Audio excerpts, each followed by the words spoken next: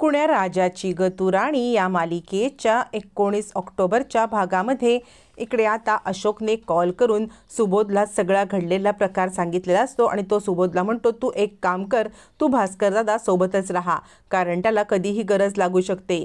कबीर इकडे आहे, मृण्मयीला ब्लड वगैरे द्यायचं आहे ना, त्यामुळे कबीर धावपळ करतोय, तू काळजी करू नकोस आणि तू घरीच थांब, दादासोबत कुणीतरी थांबणं गरजेचं आहे, मधुसुद्धा ठीक आहे असं म्हणत इकडे आता अशोकने सुबोधला घरी पाठवलेलं असतं भास्करसाठी. इकडे रेशीम आणि विजया ह्यासुद्धा काय प्रकार चाललाय, नक्की काय घडतंय या सगळ्या गडबडीत असतात. तोपर्यंत डॉक्टर बाहेर येतात. डॉक्टर बाहेर आल्यावरती लगेच सर्वेश म्हणतो, काय झालं, कशी आहे तब्येत. याच्यावरती डॉक्टर म्हणतात, मधुश्रीचे कोण नातेवाईक आहेत. सर्वेश म्हणतो, मी तिचा भाऊ आहे. याच्या डॉक्टर म्हणतात, त्यांचं ना BP शूटआउट झालंय, शुगरसुद्धा त्यांची लेवल डाऊन झालेली आहे आणि त्यामुळे त्यांना आता अंडर ऑब्झर्वेशन आम्ही ठेवत आहोत. यावरती लगेच सर्वेश म्हणतो, माझी मुलगी कशी आहे. डॉक्टर म्हणतात, हे बघा, त्यांच्या डोक्याला मार लागल्यामुळे त्यांचा मेजर ब्लड लॉस झालेला आहे, लवकरात लवकर आपल्याला त्यांचा ब्लड ग्रुप शोधून त्यांना आता रक्त चढवायला लागेल. याच्यावर सर्वेश्वर म्हणतो, माझं आणि तिचं ब्लड सेम आहे, म्हणजे तुम्ही माझं ब्लड घेऊ शकता. डॉक्टर म्हणतात, ठीक आहे. याच्यावरती सर्वेश्वर म्हणतो, तिचं पण AB निगेटिव्ह आणि माझं पण AB निगेटिव्ह. डॉक्टर म्हणतात, पण तुम्हाला काही BP शुगर. सर्वेश्वर म्हणतो, हो मला BP शुगर आहे. डॉक्टर म्हणतात, मग आता तुमचं ब्लड चालणार नाही. गुंजा म्हणते, माझं ब्लड चेक करा ना, कदाचित माझं ब्लड मॅच होईल. याच्या डॉक्टर म्हणतात, आम्हाला ते चेक करावं लागेल. माया म्हणते, तुला ब्लड म्हणजे काय ते तरी माहिती आहे का, तू ब्लड देणार का. असं म्हटल्यावरती सर्वेश्वर म्हणतो, माया जरा शांत हो. आणि तो म्हणतो, आई काय वेळ आली ग ही माझ्यावरती, म्हणजे आपल्याच लेकीला ब्लड देण्यासाठी आपणच देऊ शकत नाही. असं म्हणत सर्वेश्वर उदास झालेला असतो. इकडे कबीरची अवस्था वेगळीच असते, त्याच्या मनाला खूप आता यातना होत असतात. आपण उगाचच सांगितलं का हे सगळं, नसतं सांगितलं तर ही सिच्युएशन नसती का आली. 1 ना 100 विचार असताना तिथे ओमर येतो. ओमर म्हणतो, काय झालं बाई, बोल की. याच्यावर तेच आता कबीर म्हणतो, तुझ्यामुळे, अरे तुझ्यामुळे हे सगळं घडलंय. तू मला मृण्मयीला खरं सांगायला सांगितलंस आणि त्यामुळे हा सगळा प्रकार घडला. मी जर तिला काही बोललो नसतो ना तर कदाचित हा प्रकार घडलाच नसता. याच्यावरती ओमर म्हणतो, अरे भाई, तुझ्या मनामध्ये जर तिच्याविषयी प्रेमच नसेल तर तू तिच्याशी लग्न करून अजून खूप मोठा गोंधळ वाढवून ठेवतोयस. असं म्हणत आता खरं तर ओमरने कबीरला सावध केलेलं असतं. आता कबीर विचार करत असतो, नक्की मी केलं ते बरोबर की मला वाटतंय ते बरोबर.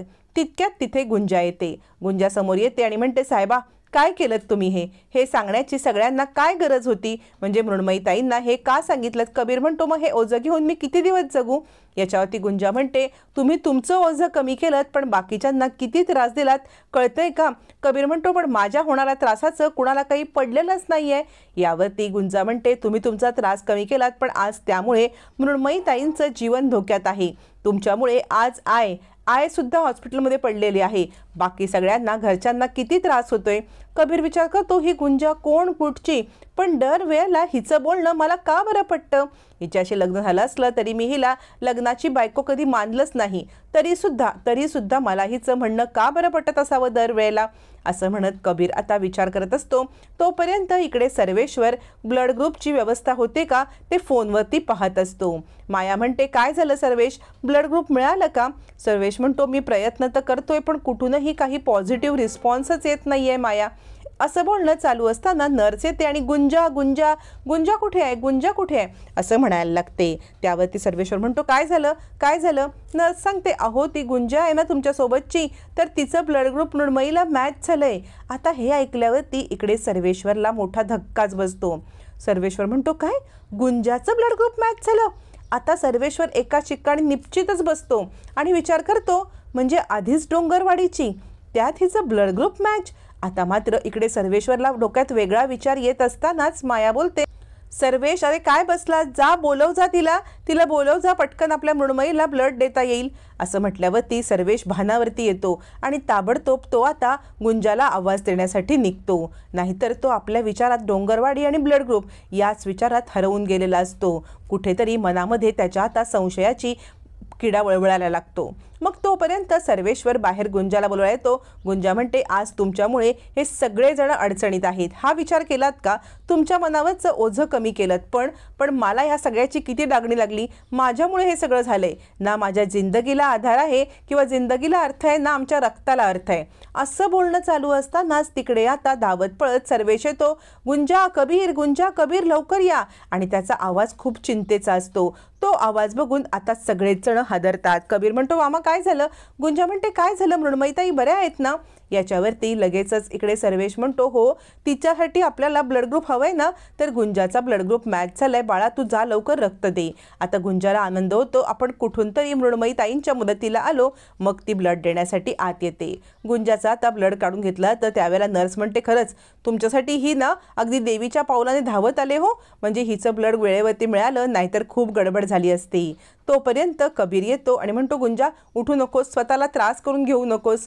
याच्यावरती आता मात्र सर्वेश म्हणतो, कबीर तू सुद्धा स्वतःला त्रास करून घेऊ नको. कबीर म्हणतो, मामा मला काही झालं ना तर काही वाटत नाही, पण माझ्या घरच्या व्यक्तींना काही झालं तर मी नाही सहन करू शकत.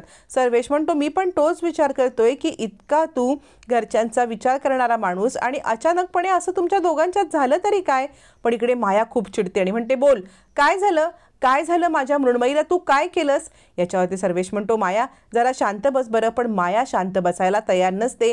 ती सारखी त्याला ओरडून काय केलंस माझ्या मृण्मयीला असं बोलत असतानाच नर्स येते आणि म्हणते, चला इथे आरडाओरडा करू नका असं म्हणत सगळ्यांना बाहेर काढते.